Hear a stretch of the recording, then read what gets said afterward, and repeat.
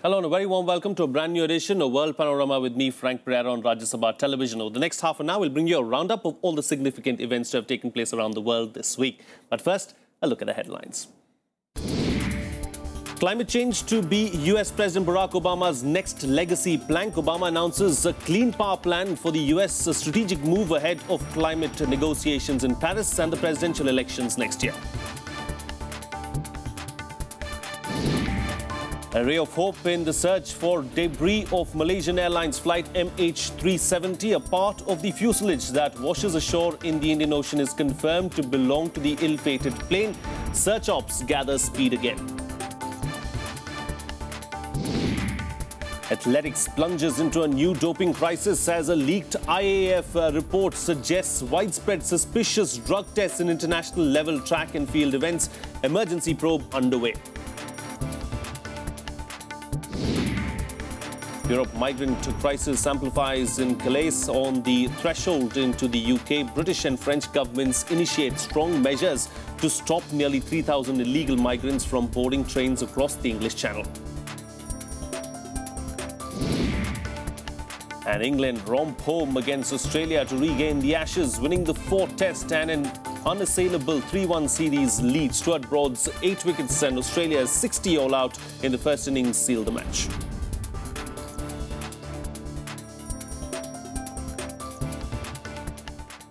Our top focus on the program this week. US President Barack Obama has selected climate change as the next building block in the construction of his legacy. The clean power plans that President Obama announced on Monday are important for their substance and equally for their political impact, not just for the Paris climate negotiations in December, but more importantly for the presidential election next year.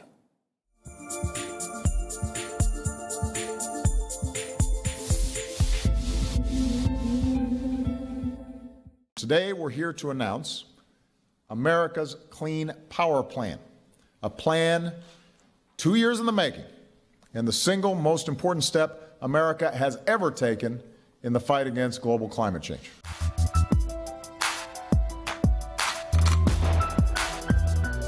The unveiling of a major plank on the US administration's road ahead, both in terms of its climate change agenda ahead of the Paris Climate Summit in December, and also the political game plan for the Democrats ahead of presidential elections in just about a year.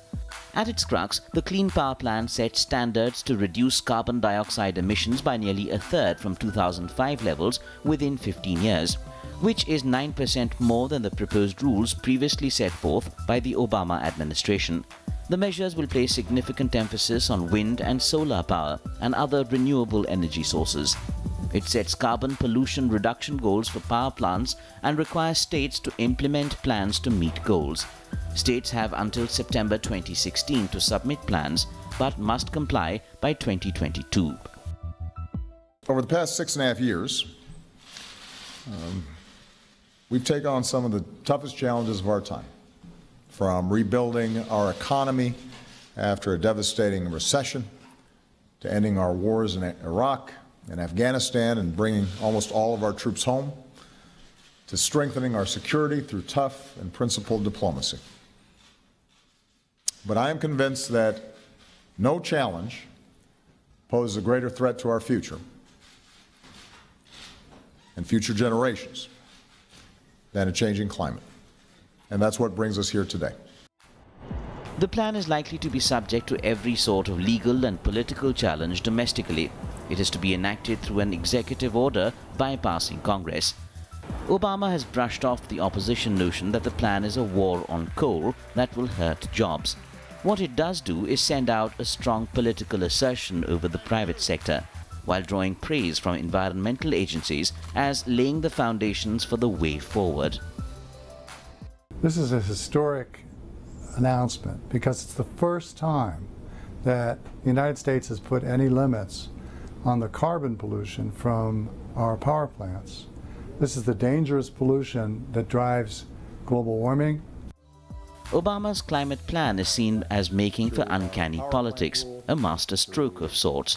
It has found endorsement and backing from the United Nations too. We believe that this plan shows the United States' determination to address global warming while also saving money and growing the economy. It also recognizes the obligation we all have to leave future generations a planet which provides opportunities for sustainable development. All eyes now on the run-up to the major global climate summit in Paris in December. The US administration believes the plan will be a big boost and encourage other countries to submit their own plans. It will also give President Obama the moral authority he needs to argue for global greenhouse gas reductions. Bureau Report, Rajya Sabha Television. Well, joining me for a chat this week to talk about this is Chetan Chauhan of the Hindustan Times. Thank you for joining me on the program, Chetan. You know, this particular climate action plan of Obama has been described one of the most significant steps ever taken, to control climate change. But do you see it that way? Do you see anything impactful happening? No, it has an impact because US is the world's second biggest carbon emitter. And still, the last, about 3 years ago, it was the world's biggest emitter. It is the major industrialized nation, one of the biggest contributors to the problem of global warming. And in the last 10 years, or since Kyoto Protocol was signed, agreed in 1997, since then, the US has been quite lame on climate change. So this initiative is a big boost, but one should not forget that in March, the US has given a commitment to UN that how much emissions it will reduce. It is 26 to 28% of 2005 level by 2030. So what does it mean? Europe has given 40% commitment to 1990 level. So in a way, if you compare it with 1990 level, the US will reduce only 4% of emissions. So on the emission front, it will not be a big change. One should also see in the last few years, the energy generation or capacity addition in US from the renewables has increased a lot. In last year, in 2014, from wind energy, US was one of the biggest generators of electricity for wind. So US is shifting from wind. So automatically, dependence on coal will reduce. Indeed, indeed. And the US also knows that in coming years, in Africa, in developing world, in India, elsewhere, renewable energy, solar, wind will be a big, big business. So it is understood that they will reduce coal emissions. But apart from coal, there are so many other industries which are equally polluting, on which this clean energy law could have included 5 categories of most polluting industries, 7 categories of most polluting industries, but it is only coal-based industries. Coal is a huge debate all over the world. The Americans have been harping about it, calling it historic, calling it, giving it several other adjectives as well. But the question is, will others too follow suit, or will America be the only country? No, if you see the Paris climate deal, apart from the major emitters, only India is left which have to submit the climate action plan, which is called INDCs. China has done it. They will come up with an elaborate plan. Europe has come it. US has given it. So for the rest of the countries, it is on the emission front, it is not a big deal. India will submit by first week of September most likely. And India's plan will also not be a huge thing, a dramatic change from what India has stated. But what this announcement of Obama does, a large number of smaller countries, the countries which haven't committed so far to the Paris deal, it will provide a steam that the US is serious about tackling climate change. Europe has been serious about tackling climate change. So we have to have an agreement in Paris. But the US 100 billion fund, which has to come by 2020, which the countries like India, China is saying has to be public funded, not public, private, ODA and others. So that will be an issue. Finance is an issue to break or make the Paris deal.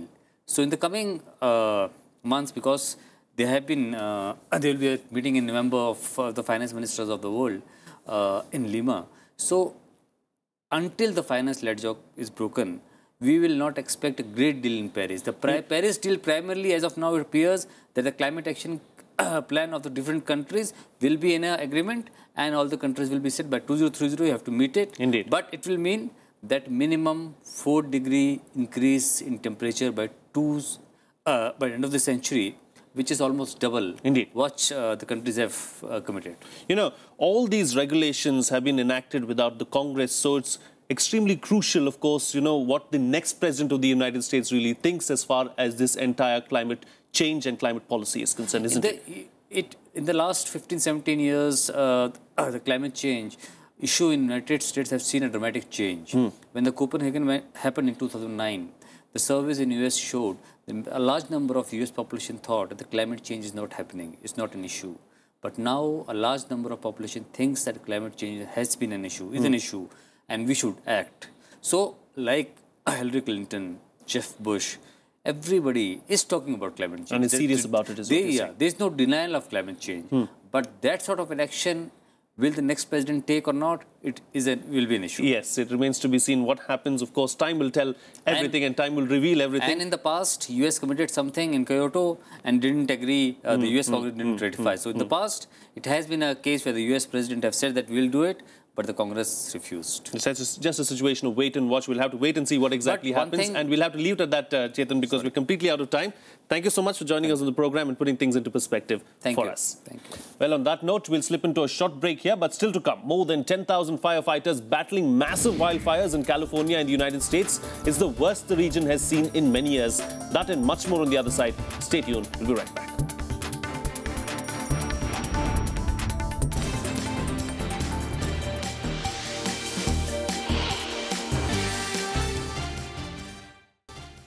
Welcome back. You're watching Rajya Sabha Television. Well, there's a ray of hope at last in the search for the debris of Malaysian Airlines flight MH370, more than 16 months after it dropped off all radars. French scientists who analysed aeroplane debris that washed ashore, followed by Prime Ministers of Malaysia and Australia, say there's a breakthrough in the search, though international investigators are more cautious. Here's more.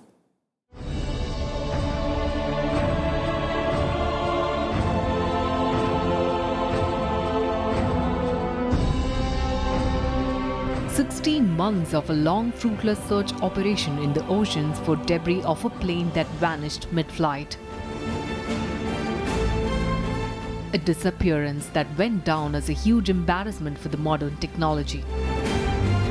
Until a part of the plane debris floated ashore Reunion Island in the Indian Ocean. It was confirmed as part of a Boeing 777. Tests in a French lab took that further. Hope of a step forward in the thus far futile search.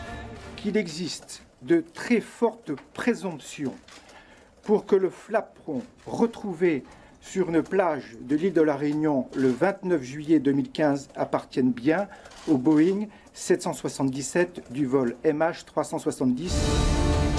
Strong presumption, he says. And all of a sudden, a slew of theories abound on how the MH370 made it to the Reunion Island in the West Indian Ocean. This animation of the Indian Ocean by Australia's Commonwealth Scientific and Industrial Research Organisation shows the potential location of debris from the missing Malaysia Airlines passenger jet MH370. The pieces in red being the plane wreckage being pushed by wind and ocean currents. Shown also is the Reunion Island and Madagascar, where most of the debris is expected to wash up eventually. Whereas the French scientists termed the find a presumption of it being from the MH370, nation heads are more excited. International team of experts have conclusively confirmed that the aircraft debris found on Reunion Island is indeed from MH370. Australia even says it's ready to restart the hunt for the rest of the debris off its west coast. What we have found in the Western Indian Ocean does seem to indicate that the plane did come down more or less where we thought it did, and it suggests that for the first time we might be a little bit closer to solving this baffling mystery. Spare a thought for the relatives of the 239 people who were lost in the tragedy. For most, the pain is still far from any closure, with angry claims they have been misled and fooled many times in the past. Some do say this find is at least a step in the right direction. It's not the end. Although they found something, it's not the end. They still need to find the whole plane and our spouses as well. Yes, we still want them back. Not this end. This is just the beginning. More focused search activity is to get underway in the Indian Ocean after the fuselage find. Just one piece is only the ray of hope. Families as well as insurance companies want more concrete evidence of things they can recognize, of conclusive proof of what happened, where, why and how. Questions that still go a-begging. Bureau Report, Rajya Sabha TV. Well, let's now take a look at some other news stories that made headlines around the world this week in our Global Wrap.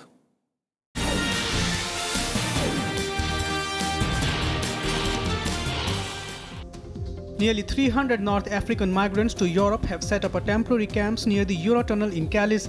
They make regular attempts to board British-bound trains across the English Channel. Nearly a dozen have been killed in the failed attempts. The French and British governments have tried to respond to the growing number of migrants, making nightly attempts to cross the tracks by increasing security around the terminal, and have begun to erect new fences near lorry parks and the tracks. The northern French port has become one of the front lines in Europe's wider migrant crisis. Hundreds of refugee migrants are feared drowned after a boat carrying up to 700 people capsized in the Mediterranean on Wednesday. The Italian Coast Guard and United Nations Refugee Agency said 400 of them had been rescued and 25 bodies have been recovered from the sea. The overcrowded boat reportedly capsized as a merchant ship and an Irish naval vessel were approaching to give assistance. 7 ships as well as helicopters have been involved in the search operation. More than 2,000 migrants and refugees have died so far this year in attempts to reach Europe by boat. More than 10,000 firefighters are working to douse wildfires in California in the United States that have burned tens of thousands of acres of forest land over the last week. Entire communities have been evacuated from several areas, with more than 1.8 lakh hectares charred in 23 locations as per the latest statistics. The largest of the fires spans 3 counties and some 68,000 acres. $71 million have also been spent on firefighting operations so far this year alone, as against $432 million spent last year. California is now in its 4th year of drought. This has turned much of the state into what the governor described as a tinderbox. New Taliban chief Mullah Akhtar Mohammad Mansoor has appealed for unity in the insurgency amid reports that his predecessor's family members opposed his election. Opposition to Mullah Mansoor's appointment has come mainly from Mullah Umar's brother Mullah Abdul Manan Hotak, his oldest son Mullah Muhammad Yaqub, and senior leaders who allege the Taliban Supreme Council was not consulted before the appointment. Infighting within the Taliban has also cast doubts over peace talks between the Afghan government and the Taliban that began early July. The talks were originally scheduled to resume last week. More than 250,000 people have been affected by flooding in western Myanmar, triggered last week by monsoon rains. 69 people are reportedly killed and more than 65,000 acres of agricultural land, mostly paddy fields, have been destroyed. Rakhine, adjoining the Bangladesh border, is reportedly to be the worst hit. Aid workers of several international relief agencies like Medicine Sans Frontiers that have begun work in the country are struggling to reach areas hit by floods. Water sources have been contaminated, electricity, phone lines, road and rivers have been cut off.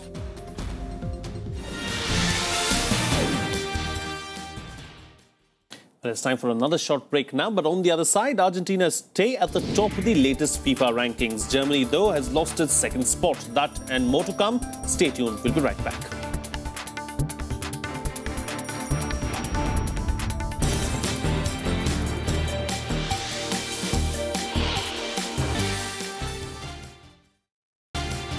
Welcome back. You're watching Rajya Sabha Television.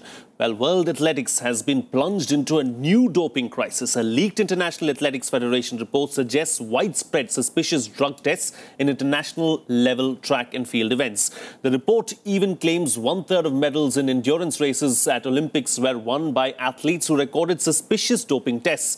The World Anti-Doping Agency that is firefighting on the issue has asked for urgent investigations. Here's more.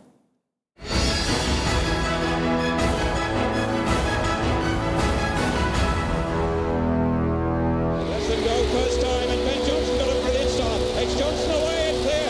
And Lewis... 24th of September 1988, Seoul Olympics, the men's 100-meter final that went down as the dirtiest race in history. 5 athletes here, including winner Ben Johnson, ran under the influence of performance-enhancing drugs. Johnson's gold was snatched away. The race opened up a Pandora's box of the deep taint of doping in world athletics. Cut to 26 years later, some big names have fallen, with the World Anti-Doping Agency keeping closer watch at global sports. Reports compiled by the International Association of Athletics Federations, or IAAF, leaked to the media relay some ugly findings. It says a third of medals, including 55 golds in endurance events at the Olympics and World Championships between 2001 and 2012, were won by athletes who have recorded suspicious tests. None of these athletes have been stripped of their medals. The reports claim 10 medals at the 2012 London Olympics were won by athletes who have dubious test results. More than a third of the world's fastest times in endurance events are under a cloud. The reports say that more than 80% of Russia's medals were won by athletes with suspicious tests, while Kenya had 18 medals won by suspicious athletes. WADA comes out in vehement denial and asks for an independent probe. These are wild allegations, wide allegations, and we'll have to check them out. And we'll have that done by the Commission as quickly as possible. Very surprised at the numbers that seem to come from the leak from the IAAF. I'm equally sure that they will want to look very closely at this to see if they can determine the source. The leak comes weeks ahead of the World Athletics Championships in Beijing from 22nd to 30th of August. And once again, the allegations threaten to shake the foundation of clean athletes worldwide. The IAAF and International Olympic Committee insist the allegations are no conclusive proof, despite their stirring a hornet's nest. These allegations at the moment are based on partial evidence, require detailed examination, and we're sure that the Commission will address them. But it's up to the WADA Commission at this stage to gather the evidence and look into the cases, and we have full confidence in them to do that. Media persons who have closely followed the issue of doping in sports down the last 3 decades say the fight urgently needs a body that's completely independent of sports organizations. Dass die Dopingbekämpfung aus der Hand der Sportorganisationen raus muss, denn die haben selber einen Interessenkonflikt. Sie wollen den Sport vermarkten, sie wollen ihn promoten, sie wollen viel Geld damit verdienen, sie wollen spektakuläre Leistungen sehen. Das lockt natürlich Doper auch an, denn mit Doping kann man Leistungen verbessern, ganz simpel. Auf der anderen Seite sollen diese Verbände Doping bekämpfen. The biggest faces of doping in sports, the most recognized of the hundreds of desperate pushers who have shamed themselves, their nations, and the sport itself. The calamitous race for all the top teams. Once again, the scourge rears its ugly head, eager to come out clean. For Jamaica. Bureau Report, Rajya Sabha TV. Well, let's now get you up to speed with some other big events this week from the sporting arena in our sports wrap.